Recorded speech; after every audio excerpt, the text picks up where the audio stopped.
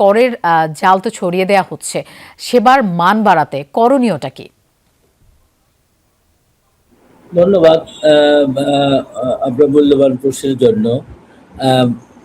করের জাল যে বাড়ানোর উদ্যোগটা, এটা আমি সাধুবাদ জানাই। এখন সেবার কথা যেটা বললেন, এটা খুবই গুরুত্বপূর্ণ। এখানে কর প্রশাসন জড়িত আছে।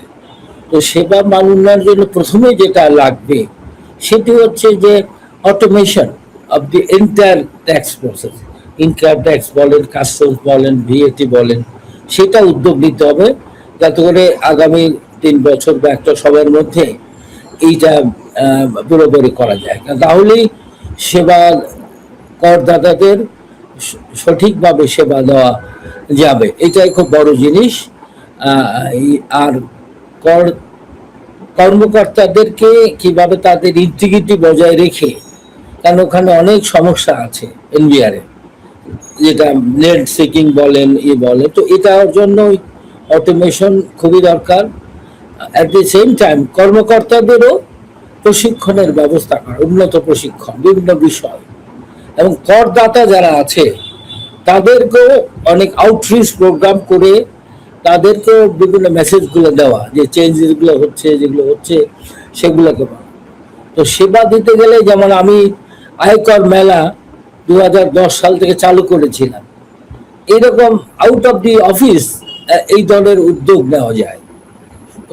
এরকম মানুষকে যারা ভালো কর দিবে তাদের যেমন অ্যাওয়ার্ড দেওয়া হয়, সেরকম ইনসেন্টিভাইজ করতে হবে, তাহলে মানুষ এগিয়ে আসবে।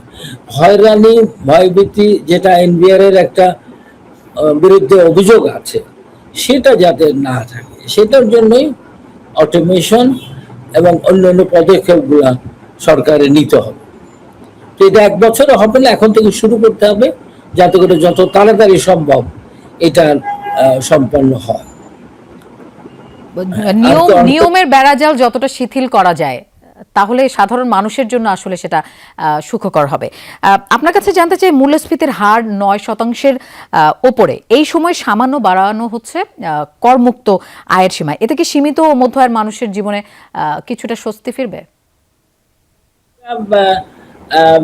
করমুক্ত সীমা যে কিছুটা বাড়ানো, ওই যে সামান্য, এটা আমি মনে করি না এটা খুব বেশি স্বস্তি দিবে। এটা আরেকটু বাড়ানো দরকার ছিল। অবশ্য পরবর্তী বছরগুলোতে তারা বাড়াবে, এবং এনবিআর একটা ভয় আছে যে তাহলে অনেক লোকজন ছুটে যাবে। এখন এইটা অমূলক তাদের একটা চিন্তা। আমি তো প্রায় অনেক বছর ওখানে ছিলাম। এই একটা অমূলক চিন্তার উপর ভিত্তি করে তারা কর জাল, যেমন সরকার উদ্যোগ নিয়েছে, এটা টিআইএন অনেকের আছে, কিন্তু রিটার্ন জমা কম দেয়। এইটাই আমাদের দেখতে হবে, কিভাবে আপনার পুরোপুরি connectivity with different stakeholders, তাদেরকে আনতে হবে।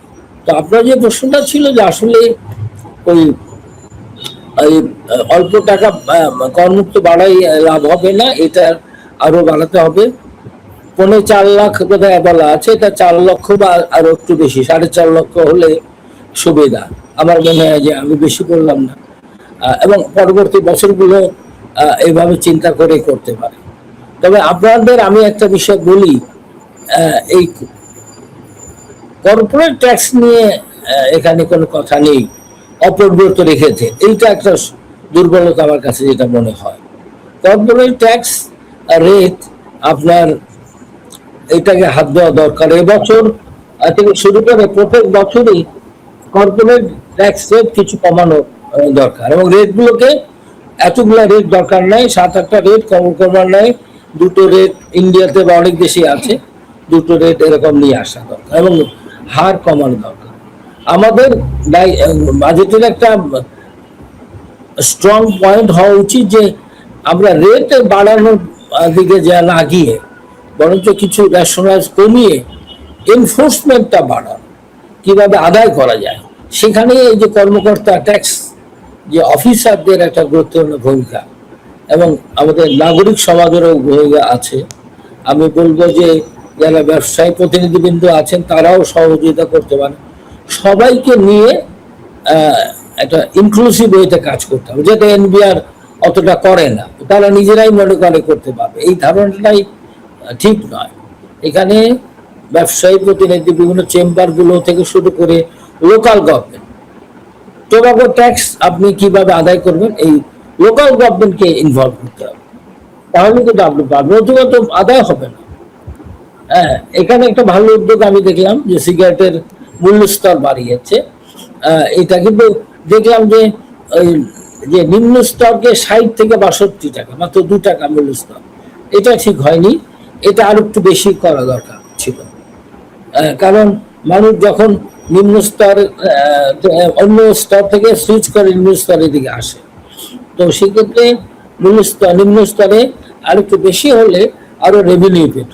কারণ যারা স্মোকার্স তারা তো রাতারাতি ছেড়ে দেবে না, যার রেভিনিউ অনেক বাড়ে।